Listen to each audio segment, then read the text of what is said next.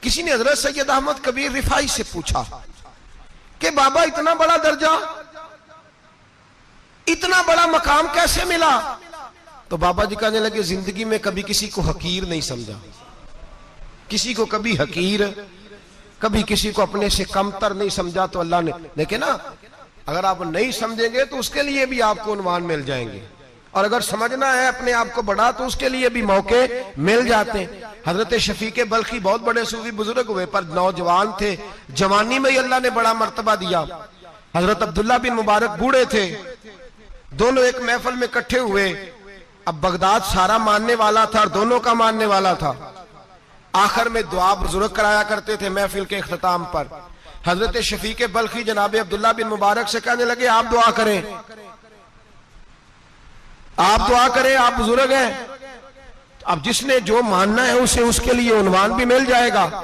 حضرت سیدنا عبداللہ بن مبارک کہنے لگے بیٹے تو دعا کر، تیری عمر تھوڑی ہے، تیرے گناہ بھی تھوڑے ہیں، تیری عمر تھوڑی ہے، تیرے گناہ بھی تھوڑے ہیں.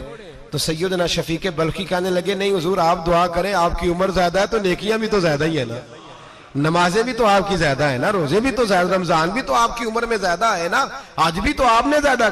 اگر آپ نے کسی کو اپنے سے بڑا سمجھنا ہے تو عنوان آپ کو مل جائے، چھوٹا سمجھنا ہے تو اس کے لیے بھی عنوان آپ کو.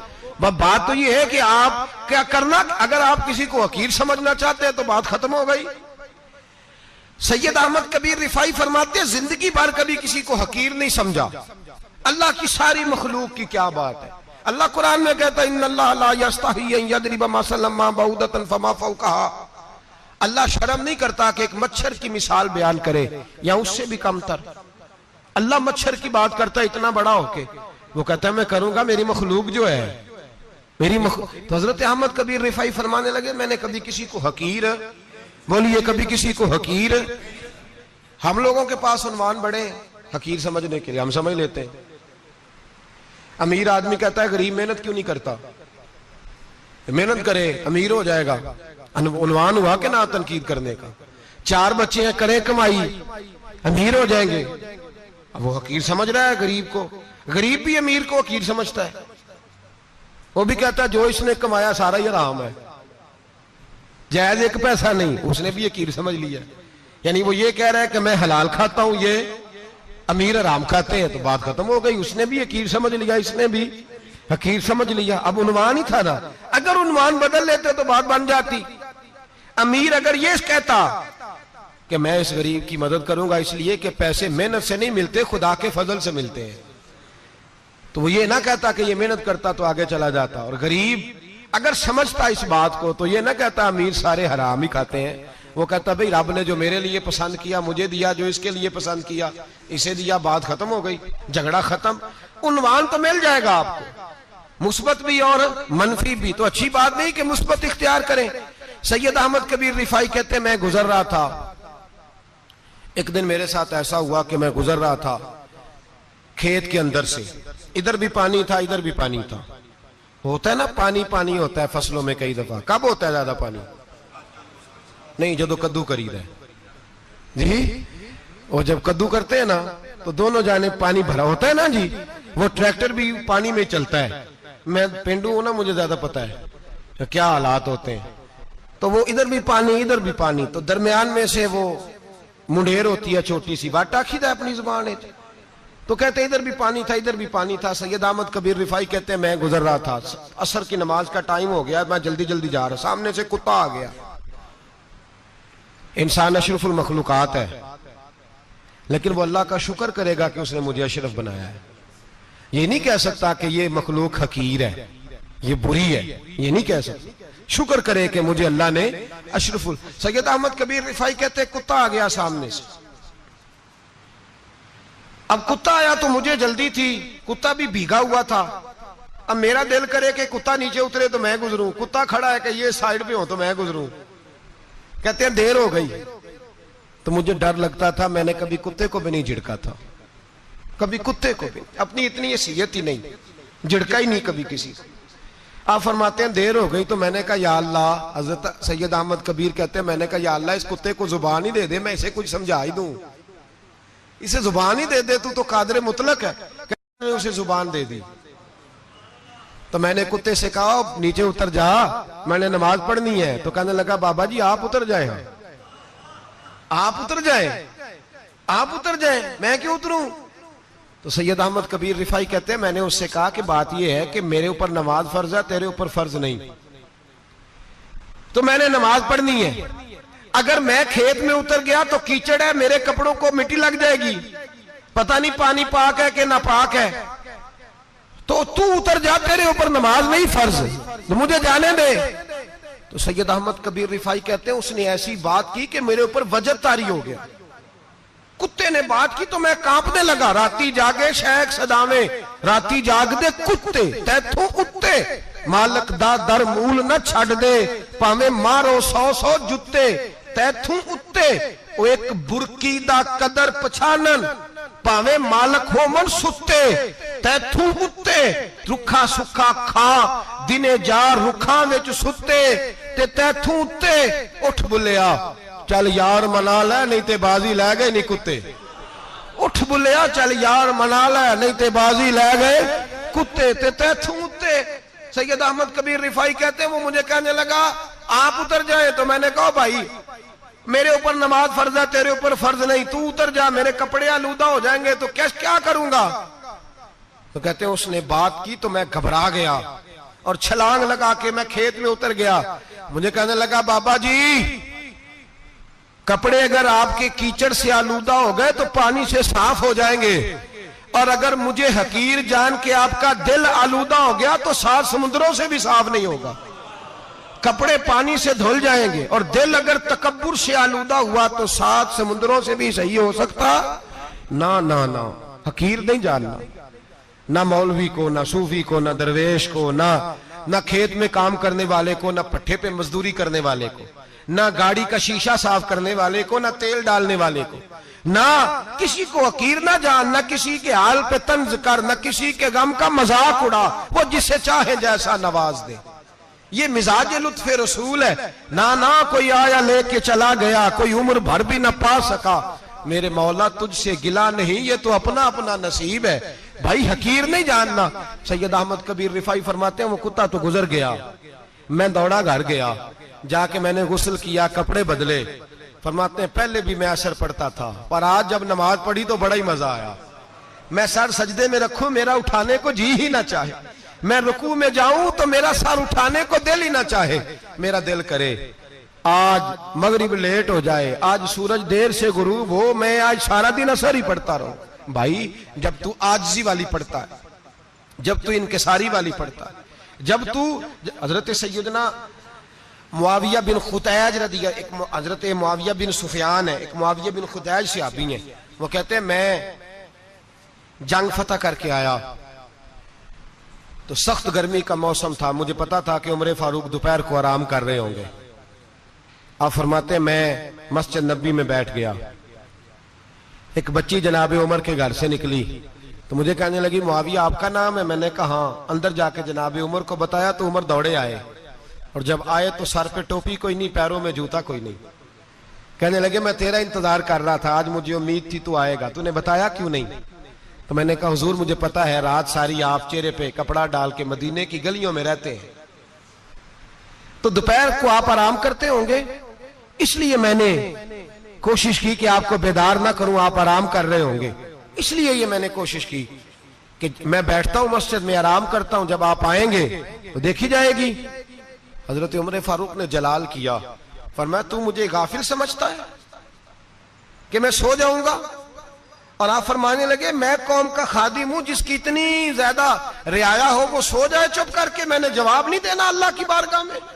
فرمایا میرے امیروں کی طرح سونے جاگنے کے وقت مقرر نہیں، میں قوم کا خادم ہوں، جس وقت بھی آیا کرو مجھے جگا لیا کرو، مجھے قبر میں جا کے خدا کو بھی جواب دینا ہے، محمد مصطفیٰ کو بھی جواب دینا ہے. میرے بھائی یاد رکھیں جب یہ چیزیں پیدا، اور پھر ہم نے ان تکلفات میں، میں نے کئی دفعہ یہ بات بیان کی ہے، اب تو لوگ رشتے کرتے ہیں تو ڈی سی کالونی میں کرائے کا مکان خریدتے ہیں، 2-4 غیروں کی گاڑیاں منگا کے دروازے کے آگے کھڑا کرتے ہیں، رشتہ ہو جاتا ہے بڑا گھر دیکھ کے،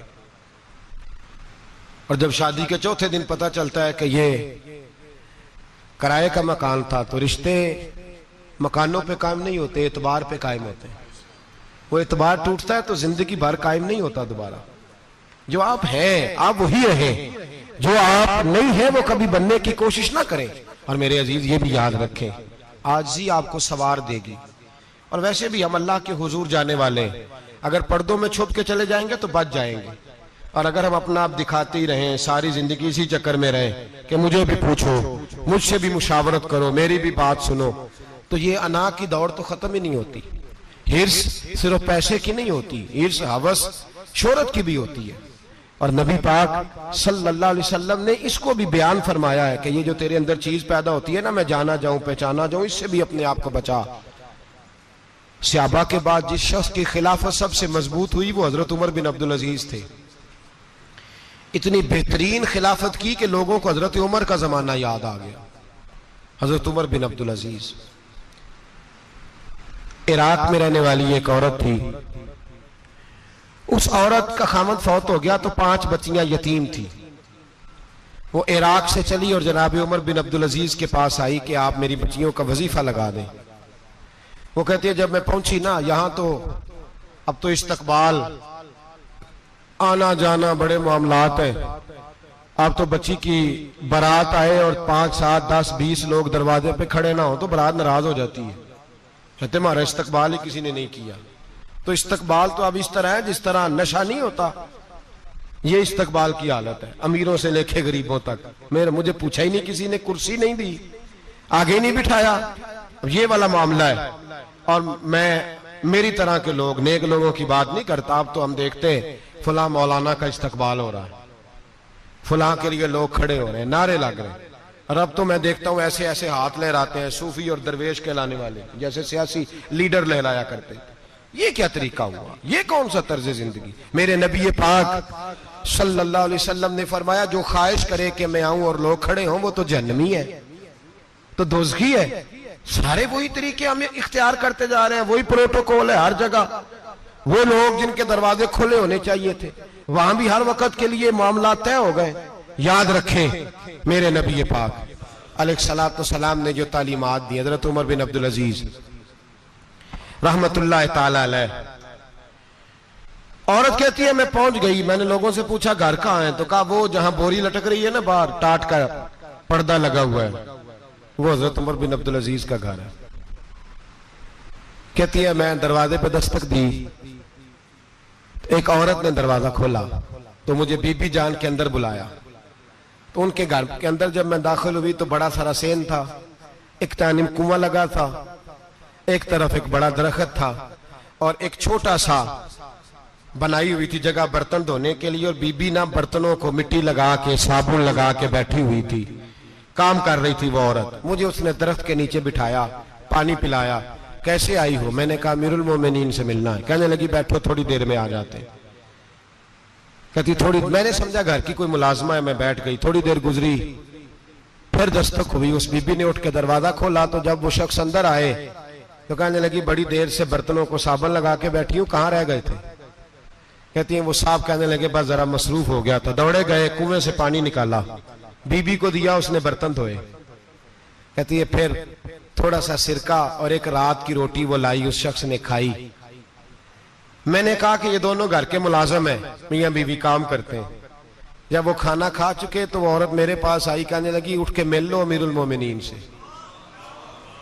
میں نے کہا کون امیر المومنین؟ تو کہنے لگی کب سے تو آئے ہیں, یہ جس نے کنویں سے پانی نکالا یہی مسلمانوں کا امیر ہے, اور یہ جس نے درخت کے نیچے بیٹھ کے سرکے سے روٹی کھائی ہے یہی. یہ فرشتوں کی داستان نہیں, یہ وہ لوگ ہیں. میں رات کو بھی کہہ رہا تھا ایک جگہ پہ کہ یہ لوگ جو ہے نا جن کا آپ روز شکوہ کرتے ہیں حکومتیں بڑی خراب ہیں, یہ کوئی نہیں خراب, بالکل خراب نہیں. جتنے سیاسی لیڈر ہیں سارے صحیح ہیں. خراب وہ لوگ ہیں جو انہیں ووٹ دے کے لیڈر بناتے ہیں, بالکل خراب نہیں. میں تو ان کے حق میں ہوتا جا رہا ہوں. ناراض ہو گئے نا آپ لوگ, اللہ کرے تسی ہو جاؤ تے اگلے الیکشن سے سیانے بھی ہو جاؤ, آمین تو کہہ دیں. میں نے کوئی مشورہ نہیں دینا, اس لیے کہ میری نظر میں کوئی ایسا شخص نہیں جس کے لیے میں آپ سے کہہ سکوں کہ ووٹ دیں. اور ہم تو ایسی بات کریں تو کئی لوگ ناراض ہو کے چلے جاتے ہیں, لیکن کوئی پرواہ نہیں, اس لیے کہ یہ دین میرے نبی پاک کا دین صرف مسجد کا دین نہیں. انشاءاللہ آئندہ جمعے نظریہ پاکستان بیان کروں گا. اور بتاؤں گا کہ پاکستان کا مطلب کیا، لا الہ الا اللہ محمد رسول اللہ صلی اللہ علیہ وسلم۔ حضور کا جو قرآن نافذ ہوگا مسجد میں، وہ قرآن کچہری میں بھی نافذ ہوگا انشاءاللہ، اور وہ قرآن نافذ ہونے آیا ہے، اسمبلیوں میں وہی قرآن نافذ ہوگا انشاءاللہ، اور یہی چراغ جلے گا تو روشنی ہوگی۔ بیان کریں گے اور ڈٹ کے بیان کریں گے، آپ کو بتائیں گے۔ بات جو بات سمجھا رہا ہوں فی الوقت وہ سمجھے، مجرم وہ نہیں جو بڑا بن کے لوٹتا ہے، مجرم وہ ہے جو اس کو سپورٹ کرتا ہے، جس نے اسے بڑا بنایا ہے۔ یہ یاد رکھ لیں، ہماری کوئی بچت نہیں ہوگی، ہم سے پوچھا جائے گا، ہم سارے کچہری میں کھڑے ہوں گے، اللہ سوال کرے گا کہ تم بتاؤ تم ان کے مددگار کیوں بنے تھے، تم سپورٹ کیوں کرتے تھے، یہ پوچھا جائے گا اور ہم نے جواب دینا ہے۔ بہرحال عام دام پر سر مطلب، جناب عمر بن عبدالعزیز رحمت اللہ علیہ کے وہ بی بی گئی تو کہنے لگی کہ یہ امیر المومنین نے کہا، وہ اٹھ کے حاضر ہوئی، کہا حضور میں عراق سے آئی ہوں، میرا خاوند فوت ہو گیا، میری 5 بیٹیاں ہیں، وظیفہ لگا دے۔ وہ بی بی کہتی ہے میرا دل تھا کہ یتیم بچیوں کا 100 دینار سال کا لگا دیں گے تو بڑی بات ہے۔ کہتی ہیں جب میں ان کے پاس گئی تو حضرت عمر بن عبدالعزیز کو بتایا تو وہ رونے لگ گئے اور مجھ سے معافیاں مانگنے لگے۔ میں نے کہا حضور آپ کیوں معافی مانگتے ہیں؟ تو کہنے لگے اس لیے معافی مانگ رہا ہوں کہ تو میری رعایا میں تھی اور تیری 5 بچیاں یتیم تھی، تجھے خود چل کے آنا پڑا ہے، میرا کام تھا تیری خبر لیتا، معاف کر دے اللہ کی رضا کے لیے۔ انہوں نے وظیفہ لکھنا شروع کیا تو میری ایک بچی کا 1000 دینار سال کا لکھا، میں نے کہا اللہ تیرا شکر ہے۔ پھر دوسری بچی کا 1000 لکھا تو میں نے کہا اللہ تیرا شکر ہے، تیسری کا 1000، چوتھی میں نے کہا شکر ہے۔ جب چوتھی کا لکھا تو میں نے کہا اللہ آپ کا اقبال بلند کرے، اللہ آپ کو ہمیشہ اسی طرح پھلتا پھولتا رکھے۔ کہتے ہیں جناب عمر بن عبدالعزیز نے قلم رکھ دیا، فرمانے لگے میں 5ویں کا وظیفہ نہیں لکھوں گا، 4 بہنوں سے کہنا بانٹ کے اسے بھی دے دیں۔ کہا حضور کیوں؟ آپ فرمانے لگے جب تک تو اللہ کا شکر ادا کر رہی تھی میں بھی رب سے جڑا ہوا تھا اور اللہ سے ڈر کے لکھ رہا تھا، اب تو نے میری تعریف کی ہے، اب میری ذات آ گئی ہے، اب میں اگر یہ وظیفہ لکھوں گا تو اس سے اللہ راضی نہیں ہوگا، اس سے میرے نفس میں ریا پیدا ہوگی، اب میں 5ویں کا نہیں لکھوں گا، جا اور جا کے عراق کے گورنر کو دے۔ بی بی کہتی ہے میں گھوڑے پہ بیٹھی اور میں چند دنوں کے بعد عراق پہنچی، جب سویرے آ کے میں نے والی عراق کو رکا دیا تو وہ چیخ مار کے رویا۔ میں نے کہا کیا ہوا؟ تو کہنے لگا بی بی آج رات کو حضرت عمر بن عبدالعزیز کا انتقال ہو گیا، فوت ہو گئے، تو انتقال کر گئے۔ کہتی میں بھی تڑپ کے روئی، میں نے کہا میری یتیم بچیوں کا کیا بنے گا؟ تو وہ گورنر کہنے لگا تیرے وظیفے جاری رہیں گے، تجھے ملتے رہیں گے۔ تو کہنے لگی کیسے؟ کہنے لگا میں اگر تو گورنر رہا تو تیرا وظیفہ جاری رہے گا، اور اگر گورنری سے اتر بھی گیا تو میں ذاتی طور پہ مالدار ہوں، پھر بھی تیری بچیوں کے ماہانہ پیسے پہنچتے رہیں گے۔ میں نے کہا تو کیوں دے گا؟ کہتی وہ رو پڑا، کہنے لگا اگر امیر حضرت عمر بن عبدالعزیز جیسے ہوں تو پھر اللہ گورنروں کے دلوں میں بھی رحم ڈال دیا کرتا ہے، پھر میرے جیسے لوگوں کو بھی وہ بدل دیتا ہے۔ حضرت عمر بن عبدالعزیز گھر آئے، 3 بیٹیاں تھیں، ایک کو آواز دی وہ آئی تو اس نے منہ پہ ہاتھ رکھا ہے، دوسری کو آواز دی وہ آئی تو منہ پہ ہاتھ رکھا ہے، تیسری کو آواز دی تو منہ پہ ہاتھ رکھا ہے۔ آپ نے اپنی بیوی سے کہا کہ یہ بچیاں منہ پہ ہاتھ کیوں تینوں نے رکھا ہوا ہے، کیا بات ہے؟ تو بی بی رو پڑی، کہنے لگی 4 دن ہو گئے میری بیٹیاں پیار سے روٹی کھا رہی ہیں، 4 دن ہو گئے، ان کے منہ سے بدبو آتی ہے اس لیے وہ آپ کے سامنے آتی ہیں تو منہ پہ ہاتھ رکھ لیتی ہیں 4 دنوں سے۔ بی بی رو رہی ہے، حضرت عمر جلال میں آ گئے، آپ فرمانے لگے تو یہ رو رہی ہے، تو روئی ہے، تو نے میرے گھر میں رہ کے اللہ کی ناشکری کی ہے، تو شکر ادا نہیں کرتی کہ 3 وقت پیاز اور روٹی تجھے گھر کی 4 دیواری کے اندر مل جاتا؟ رو رہی ہے، میں آ میرے ساتھ باہر نکل، تجھے وہ لوگ دکھاؤں جو جھونپڑیوں میں رہتے ہیں اور مانگ کے کھاتے ہیں، آ تجھے دکھاؤں۔ اتنی ناشکری کہ گھر کے اندر پیاز پہنچ رہا ہے، روٹی پہنچ رہی ہے اور تو کہتی ہے میری بیٹیاں پیاز سے کھاتی ہیں، شکر کر فاقے نہیں کاٹنے پڑے۔ پھر اگلے لفظ کہے تو رو پڑے، فرمانے لگے میں نے تو مصطفیٰ کے وہ حالات بھی سنے ہیں جس میں کئی دن بی بی فاطمہ نے فاقے کیے، تو گھر کے اندر پیاز پہنچ رہا ہے، تو ابھی بھی سادگی، عاجزی اور قناعت نعمت تھی ان لوگوں کی۔ ہمارے ہاں روز شکوا ہے، کس بات کا؟ گاڑی کوئی نہیں، روز رونا ہے، کس بات کا؟ بنگلہ کوئی نہیں، روز رونا ہے، کس بات کا؟ بینک بیلنس کوئی نہیں، 10 جوڑے کیوں نہیں عید پہ آئے؟ اور یہ صرف عورتوں کا مسئلہ نہیں، ہمارے اندر بھی یہ بات بدرجہ اولا، ہم روز اپنے آپ کو مسکین کہتے ہیں، غریب کہتے ہیں، لاچار کہتے ہیں، مجبور کہتے ہیں۔ کبھی دیکھو وہ جو جھونپڑیوں میں رہتے ہیں، کبھی پلٹ کے دیکھو لوگوں کی طرف جو پیدا ہوئے تو آنکھیں کوئی نہیں تھی، ہاتھ کوئی نہیں تھے، پیر کوئی نہیں تھے، وہ دیکھو جو پیدا ہوئے تو سر پہ باپ کا سایہ کوئی نہیں تھا، کیسے کیسے لوگ وقت گزار رہے ہیں۔ ہم روز آ کے کہتے ہیں کاروبار ٹھنڈا ہو گیا ہے، حالات بڑے خراب ہو گئے، ہم بڑے مجبور۔ کیا ہو گیا صاحب؟ اللہ کے دن ہے، سارے اللہ کے دن ہے۔ وصل اچھا ہے نہ فراق اچھا ہے، یار جس حال میں رکھے وہی حال اچھا ہے۔ بس اپنے آپ کو مطمئن کریں، عاجزی، انکساری، قناعت، سادگی، اس کو اپنی زندگی کا حصہ بنائیں، اللہ دولت سکون عطا کر دے گا۔ تمام تعریفیں، حمد اور ثنا اللہ تبارک و تعالی کے لیے، درود و سلام نبی اکرم نور مجسم شفیع معظم احمد مجتبیٰ جناب حضرت محمد مصطفیٰ صلی اللہ تعالی علیہ وسلم کی ذات والا صفات کے لیے حمد و صلات کے بعد مسلمان کا یہ عقیدہ ہے کہ ہمارا خالق اللہ ہے، ہمارا مالک اللہ، ہمارا رازق اللہ۔ جب یہ ساری چیزیں، ساری عطائیں، ساری نعمتیں اللہ کی ہیں تو پھر مسلمان کی ساری توجہ بھی اللہ ہی کی جانب ہونی چاہیے۔ اسے کوشش کرنی چاہیے کہ وہ ہر معاملے میں، ہر مسئلے میں، ہر پریشانی میں اپنی توجہ اپنے رب کریم کی جانب مبذول رکھے۔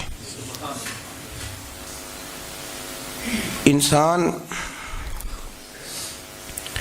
جب اپنے علم پر بھروسہ کرنے لگتا ہے، یا اپنی عقل پر بھروسہ کرنے لگتا ہے، یا اپنے تعلقات پر بھروسہ کرنے لگتا ہے، یا اپنی دولت پر، مال پر، صحت پر، تو ایک بہت بڑے دھوکے کا شکار ہو جاتا ہے۔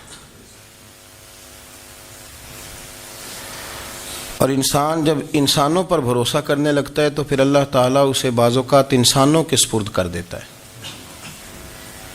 انسانوں کے سپرد۔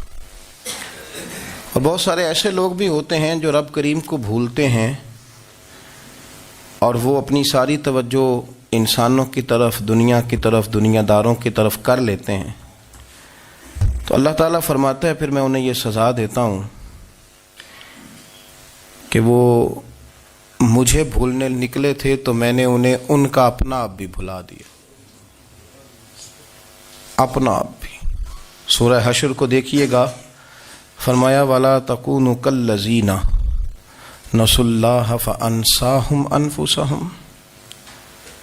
ان لوگوں کی طرح نہ ہو جانا جنہوں نے اللہ کو بھلا دیا تو اللہ نے پھر انہیں ان کا اپنا آپ بھی بھلا دیا، انہیں اپنی بھی ہوش نہیں رہی، وہ ایسے مسائل میں گھر گئے، وہ ایسی آزمائشوں میں الجھ گئے، وہ ایسی دنیا داری کے اندر الجھے کہ انہیں اپنا بھی پتہ نہ چلا۔ اب تو ڈھونڈتا پھرتا ہوں اے اقبال اپنے ہی آپ کو، اب تو ڈھونڈتا پھرتا ہوں اے اقبال اپنے آپ کو، آپ ہی گویا مسافر، آپ ہی منزل ہوں میں۔ جب انسان خدا فراموش ہوتا ہے تو خود فراموش ہو جاتا ہے۔ ہمارا بڑے زمانے سے تکیہ ہے، کبھی امریکہ پر، کبھی یورپ پر، کبھی برطانیہ پر، کبھی مالداروں پر، کبھی اسلحے والوں پر۔ اس کا نقصان یہ ہوا کہ اپنا کوئی وجود نہیں رہا، اپنا کوئی نظریہ نہیں رہا، اپنی کوئی سوچ نہیں رہی۔ ایسے محسوس ہوتا ہے کہ کوئی منشور نہیں، کوئی دستور نہیں، لگام منہ میں ہے اور اس کا سرا کسی کے ہاتھ میں ہے، وہ جدھر چاہتا ہے ہمیں گھما لیتا ہے۔ اللہ فرماتے ہیں یوں نہ ہو جانا کہ تم رب کو بھلا دو اور پھر تمہیں اپنا آپ بھی بھول جائے۔ اولئک ھم الفاسقون، فرمایا یہ وہ لوگ ہیں جو نافرمان ہیں اللہ کے، یہ نافرمان ہے۔ جب یہ نظریہ بن گیا، جب یہ ذہن بن گیا کہ پیدا اللہ نے کیا ہے، دینا اللہ نے ہے، عطا کرنے والا اللہ ہے، نوازنے والا اللہ ہے، تو پھر ساری توجہ دنیا داروں کی طرف رکھنا، میں اللہ والوں کی طرف توجہ رکھنے کا قائل ہوں، میں وہ سمجھتا ہوں، ہم اس چیز کے قائل ہیں، لیکن وہ بھی کوئی آستانہ ہے کہ جہاں حق مرشد کا نعرہ تو بڑا لگے پر رب کا نام ہی نہ سننے کو ملے۔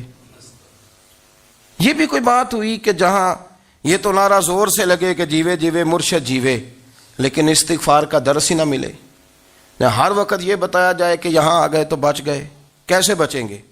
میرے رسول پاک علیہ السلام کا دروازہ سب سے بڑا دروازہ ہے، حضور کا دروازہ سب سے بڑا دروازہ ہے، لیکن میرے دوستو یاد رکھنا، نبی پاک علیہ السلام نے بھی لوگوں کو جب رستہ دکھایا ہے تو رب کریم کا رستہ دکھایا ہے، اللہ کا رستہ دکھایا، اللہ کریم کا رستہ دکھایا، لوگوں کو رب کی طرف توجہ کرائی۔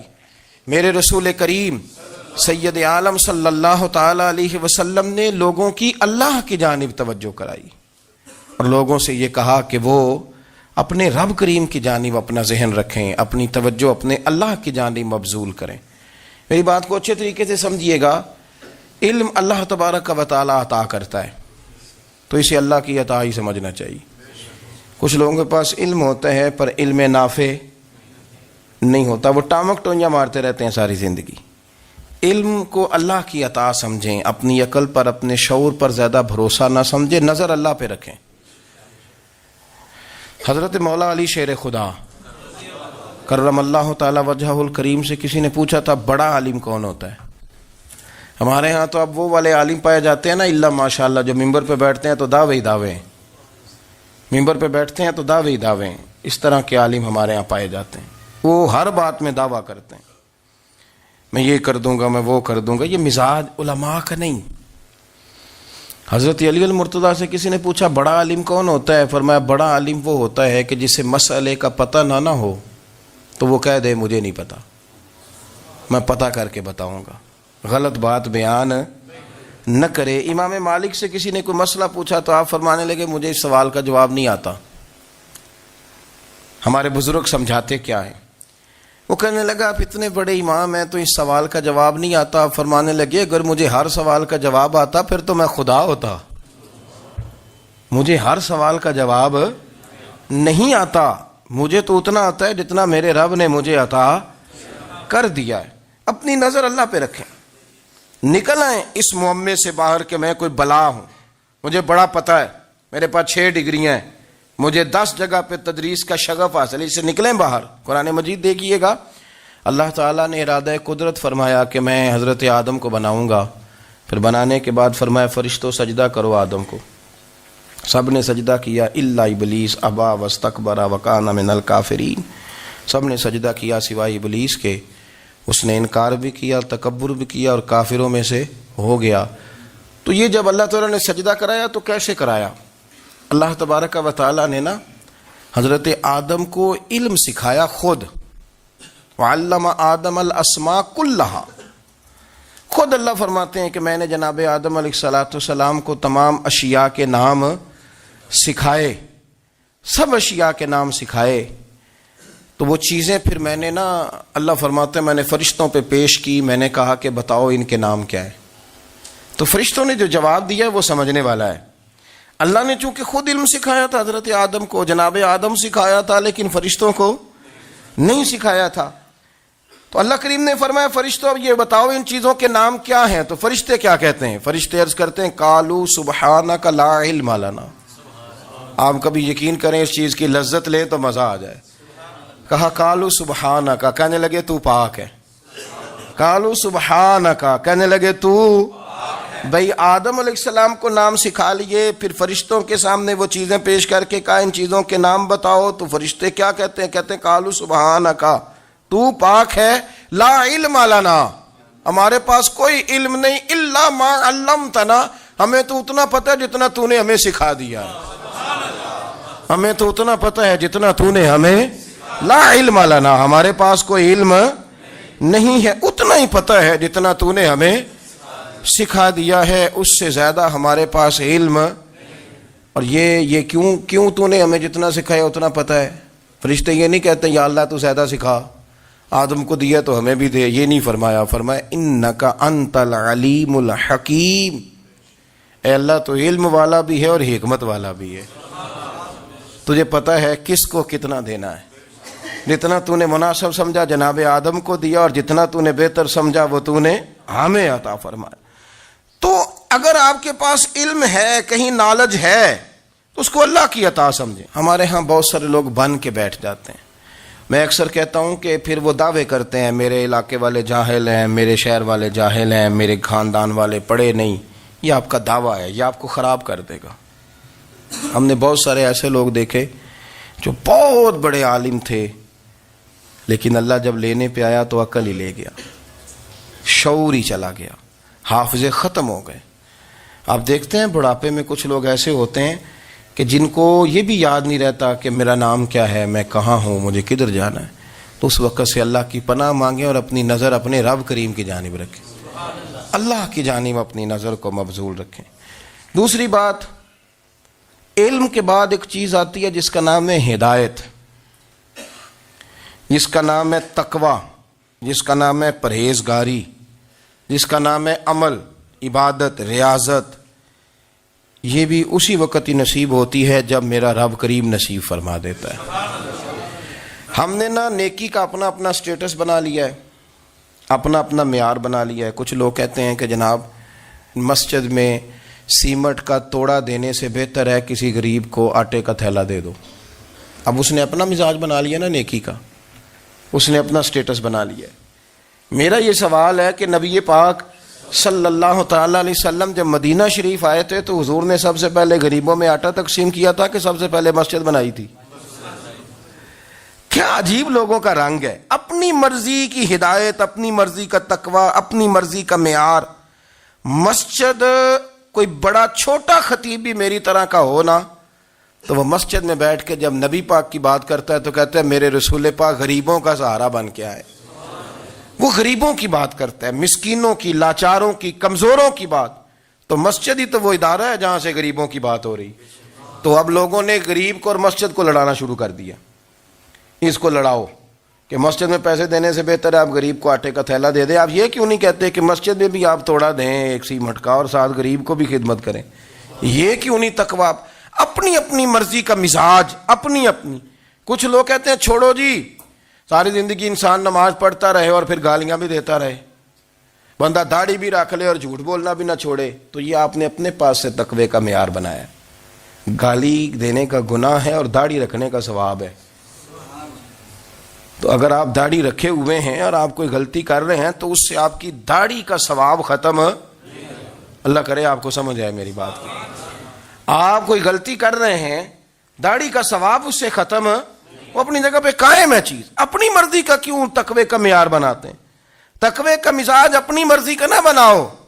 اللہ کی بارگاہ سے دعا مانگو کہ یا اللہ ہمیں ہدایت کا نور عطا فرما، اللہ تو ہمیں رستہ دکھا، تو بتا کہ ہدایت کیا ہے. تو رب فرماتا ہے اللہ ولی الذین آمنوا، اللہ مومنوں کا مددگار ہے. یخرجہم من الظلمات الی النور، وہ انہیں اندھیروں سے نکالتا ہے اور نور کی طرف روشنی عطا فرماتا ہے. اندھیروں سے نور کی طرف اللہ لاتا ہے. اللہ ولی، اللہ مومنوں کا ولی ہے، وہ انہیں اندھیروں سے نور کی طرف نکالتا ہے. ہدایت ہمیشہ اللہ کی طرف سے سمجھے. جب وہ نماز کی توفیق دیتا ہے تو اپنے فضل سے دیتا ہے، جب وہ ذکر کی توفیق دیتا ہے تو اپنے فضل سے. ہم سمجھتے ہو جی فلانا نہیں پڑھ رہا بڑا بیوقوف ہے، فلانا نہیں پڑھ رہا، تو کیا اپنی عقل کے زور پہ پڑھ رہا ہے؟ میں جی اللہ کے فضل سے 2 سپارے پڑھتا ہوں، تو کس پہ احسان کرتے تو 2 سپارے پڑھ کے رویا کر. کہ اگر مالک تو بڑا قریب نہیں، بڑے لوگ ہیں جن کو پورا قرآن حفظ ہے پر انہیں پڑھنے کی توفیق نہیں، تو انہیں فضل کیا اور مجھے توفیق دے دی ہے پڑھنے کی.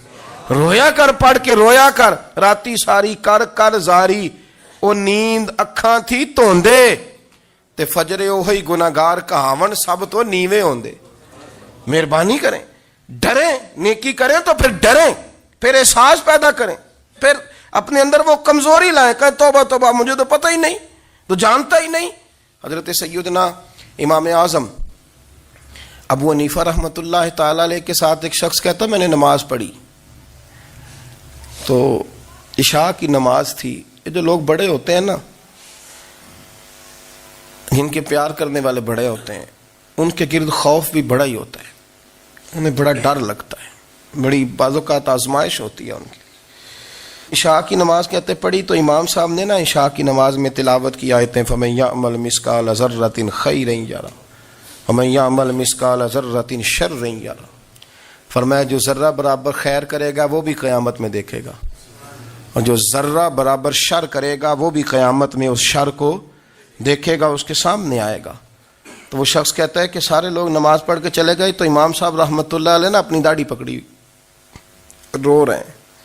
کہتے ہیں وہ ذرہ برابر نیکی کا بدلہ دینے والے، وہ ذرہ برابر شر پہ سزا دینے والے میری سفید داڑھی کو دیکھ، مالک میرے ذرے ذرے سامنے نہ لانا، لوگ تو میری بڑی قدر کرتے ہیں دنیا، میں تو بڑا پہچانا جاتا ہوں، لوگ تو میری راہوں میں پھول لیے کھڑے ہوتے ہیں، مجھے بڑا نوازتے ہیں، قیامت میں رسوا نہ کر دینا، میرے لیے مشکل ہو جائے گی۔ وہ کہتے ہیں میں نے امام صاحب کا درد دیکھا، مجھے کوئی کام تھا تو میں چلا گیا، میں نے کہا کہ وہ اس وقت اللہ کے حضور حاضر ہیں تو میں دوبارہ آؤں گا۔ کہتے ہیں میں تہجد کا وقت آیا تو امام صاحب وہیں بیٹھے تھے اور ان کی داڑھی آنسوؤں سے بھری ہوئی تھی اور زور سے داڑھی پکڑی ہوئی، کہنے لگے مالک رسوا نہ کر دینا، قیامت میں رسوا نہ کر دینا۔ یار جو ہدایت یافتہ لوگ تھے وہ تو ڈرے ہوئے تھے، وہ تو سہمے ہوئے تھے، وہ تو کہتے تھے یہ اس کا فضل نہیں، اس نے بلا لیا، یہ اس کا کرم نہیں۔ حضرت باعزید بستامی کسی کافر کو دیکھتے تو رو پڑتے، کہتے مالک تو کتنا قریب ہے، یہ بے ایمان رہ گیا، تو نے اپنے فضل سے مجھے اپنے نبی کا غلام بنا لیا، وہ رو پڑتے۔ یہاں تو لوگوں کا دعویٰ ہی بڑا ہے، نمازی اللہ خیر فرمائے وہ تو دوسروں کو گھورتا ہے، وہ کہتا ہے جنت کا میں مالک ہوں، کنجیاں میرے پاس ہیں، میں کسی اور کو گھسنے نہیں دوں گا، اور اگر 2-3 حج کر لے تو پھر تو وہ کہتا ہے کہ اب میرے سے پوچھ کے لوگ جنت میں جائیں گے معاذ اللہ، اور اگر وہ 2 4 5 7 دفعہ کوئی نفل پڑھ لے تو پھر وہ کہتا ہے چھوڑیں جی سارے لوگ بے عمل ہیں، میں اکیلا نیک ہوں۔ نہ ایسا کریں، اپنی توجہ اپنے رب پہ رکھیں، اپنی توجہ اپنے معین الملت والدین، عطائے رسول، ہند الولی، غریب نواز، خواجہ معین الدین چشتی، حضرت خواجہ اجمیر، شاہ اجمیر، شاہ اجمیر، والی ہندوستان، آخری عمر میں نا سارا دن روتے گزر جاتا، ساری رات روتے گزر جاتے، ذرا سی کوئی بات کرتا تو رو پڑتے، آنکھیں آنسوؤں سے بھری رہتی۔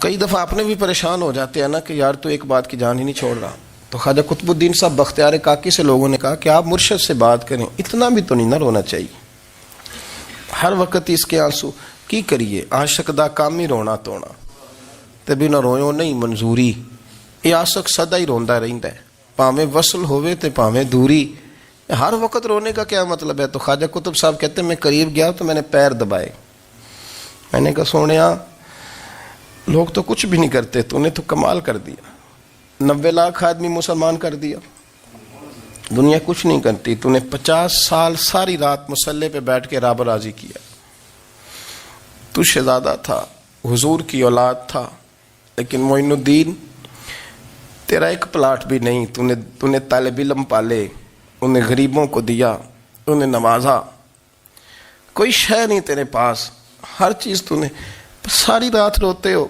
سارا دن روتے ہو۔ تو خواجہ قطب الدین صاحب کہتے ہیں میں نے جب عرض کیا تو خواجہ صاحب مجھے گلے لگا لیا، چیخ مار کے روئے، کہنے لگے قطب الدین پتر داڑھی سفید ہو گئی، جانے کا وقت آ گیا، جو تو نے نیکیاں گنوائی ہیں وہ ہیں صحیح میرے پاس، پر یار کی بارگاہ میں پیش کرنے کے قابل ایک بھی نہیں، ایک بھی نہیں، تو بارگاہ تو دیکھ کتنی بڑی ہے، رسول کریم کی بارگاہ میں پیش کرنے کے قابل ان میں سے ایک بھی نہیں، تو آستانہ دیکھ کتنا بڑا ہے، کیا پیش کروں گا، کیا عرض کروں گا حضور کی بارگاہ میں، کس طرح؟ وہ یار جو بڑے تھے وہ تو ڈرے ہوئے تھے، سہمے ہوئے تھے، وہ تو بڑی آزمائش میں تھے، لیکن میرا اور آپ کا رٹا 2 نمازیں پڑھ کے 6 نمازوں کا دعویٰ کرنا اور لمبی چوڑی کہانیاں بنانا اور اپنے منہ سے اپنی تعریفیں کرنا، اس سے تھوڑا باہر آئیں۔ رزق بھی میرا اللہ ہی دیتا ہے، علم بھی اللہ دیتا ہے، رزق بھی۔ بڑے بڑے فقیروں کو مالدار ہوتے دیکھا، بڑے بڑے مالداروں کو فقیر ہوتے دیکھا، بڑے بڑے، میرے ایک بڑا سخی قسم کا سجن ہے، بڑا پیارا ہے، میں اسے سخی مانتا ہوں، میں نے اپنی پریشانیوں کے دنوں میں بھی اس شخص کو سخی دیکھا۔ ایک دن رات کو مجھے ٹیلی فون کر کے کہنے لگا کدھر ہو؟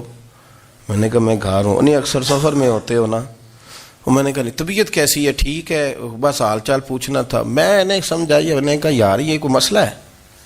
ورنہ رات کے 2 بجے کوئی حال پوچھنے کو فون تو نہیں نہ کرتا. کوئی مطلب ایسا تو مسئلہ نہیں نا. تو میں نے بیک کال کی, میں نے کہا یار میری بات سن, مسئلہ کیا؟ کہ نہیں کچھ نہیں دل کر رہا تھا. میں نے کہا میری گل سن, رہے ہیں اسی 4-5 سال کٹھے, میں تین جاننا, اصل بات کر. کہنے لگا مکان بھی بڑا ہے, سارا کچھ ٹھیک ہے, پر وہ بڑا ہی بے نیاز ہے. کچھ حالات اس قسم کے آ گئے ہیں کہ لوگوں کو بتاؤں بھی تو لوگ ماننے کو تیار نہیں. زیادہ نہیں, مجھے نا تھوڑے سے پیسوں کی ضرورت ہے, کوئی 15-20 ہزار اگر مل جائیں میری ضرورت. آپ یقین کریں میں روتا رہا ساری رات. میں نے کہا مہربانہ تیرا کس طرح کریں گے, اس سے لے کے زمانہ استعمال کرتا تھا, پر بے پرواہی ویخ نہ سجڑ دی, جتھے کسے دی پیش نہ جاوے انہیں تاجاں والے در در رولے تے منگتیاں تخت بٹھاوے. سجنا کسے نو کارا مل دئی, کوئی کعبے خالی آوے. واللہ خیر الرازقین, وہ کہتے تو دائیں بائیں نہ جا, رزق تو تجھے میں دوں گا, میں ہوں بہتر رزق دینے والا. بڑے بڑے بادشاہ, بڑے بڑے شہنشاہ, بڑے بڑے لوگ, ہاتھوں میں کاسے, فقیریاں. ام ربیعہ کہا کرتی تھیں, بڑی نیک اور صالح خاتون تھیں. وہ کہتی ہیں کہ میں نا بڑے امیر آدمی کی بیوی تھی, اپنے شوہر کے ساتھ چھت پہ بیٹھی تھی تو نیچے فقیر مانگنے والا آیا. اس نے بڑے درد سے صدا کی تو میں نے اپنے شوہر سے کہا کچھ دے دیں. کہا دفع کر, ان لوگوں نے دھندا بنایا ہوا ہے. کہتی میں میکے سے بھی بڑا مال لے کے آئی تھی, میرے ماں باپ بڑے امیر تھے, تو میں نے نا چوری اپنے خامہ سے نظر بچا کے باتھ روم جانے کے بہانے گئی اور نیچے جا کے 5 دینار میں نے اس فقیر کی ہتھیلی پہ رکھے. کہتے اس نے 5 دینار دیکھے, پھر میری طرف دیکھا تو میں نے اس کی آنکھوں میں آنسو چمکتے دیکھے. کہنے لگے بی بی رب تیرا بھلا کرے, میں 3 دنوں کا بھوکا ہوں. کہ وہ چلا گیا. میں گھر آ گئی, باہر آئی تو میرا شوہر کہنے لگا تو اتنی اب اتنی تو تیز ہو گئی ہے اور تو اتنی خود مختار ہو گئی ہے, میرے بغیر پوچھے مال خرچ کرے گی, جا تجھے 3 طلاقیں. کہتی میں بالدار اور وزادار باپ کی بیٹی تھی, طلاق لے کے گھر آئی تو میرا باپ ٹوٹ گیا, چارپائی پہ چلا گیا. اوہو یہ کیا بن گیا. کہتی بڑی تکلیف رہی. 1-2 سال کے بعد میرے ابا نے میری شادی کر دی. اب جس شوہر کے پاس گئی وہ بڑا نیک تھا, پرہیزگار تھا, اللہ نے بہترین صلہ دیا. کہتی چھت پہ بیٹھی تھی, دروازے پہ فقیر آیا تو میں نے شوہر سے کہا کچھ دے دوں. کہنے لگا 5 نہ دینا, 15 دینا, 20 دینا, میں فقیر ہوں, میں نے فقر سے دولت دیکھی ہے, اسے خالی نہ لوٹانا.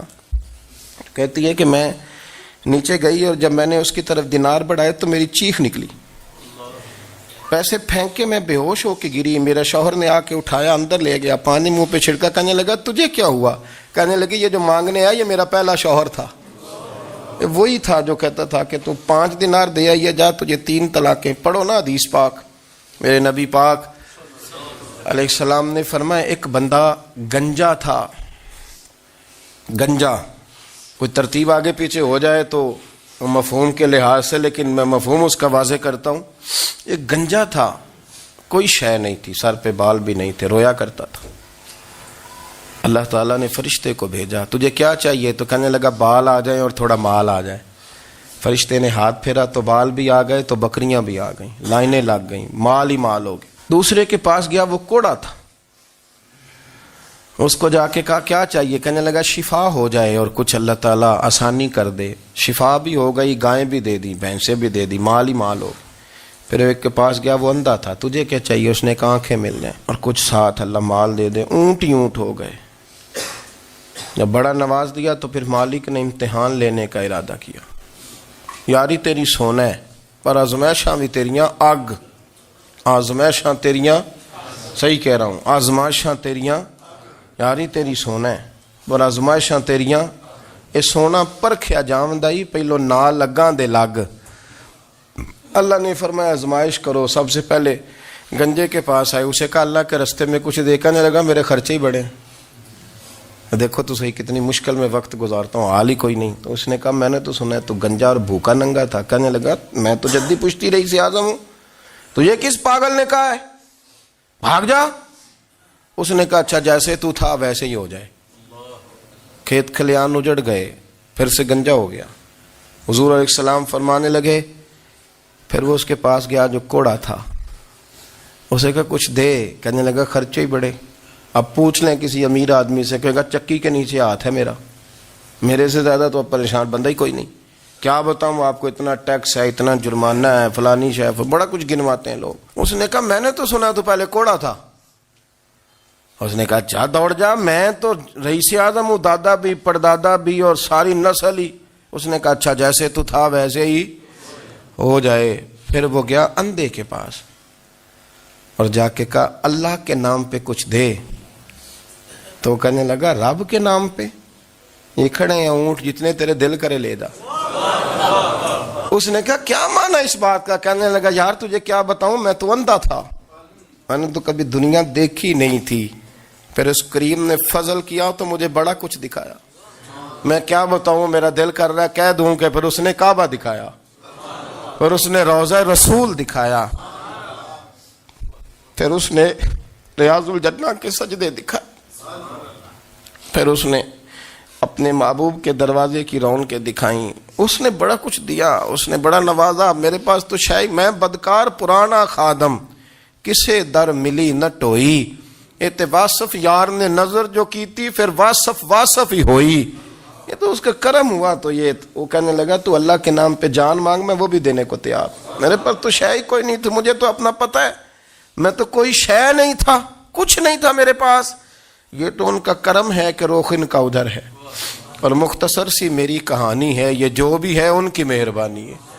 تو وہ کہنے لگا میں بھی کچھ لینے نہیں آیا تھا، تیری آزمائش ہی کرنے آیا تھا، تیری عزتیں بھی سلامت رہیں گی، تیرا مال بھی سلامت رہے گا، تیری شفا بھی۔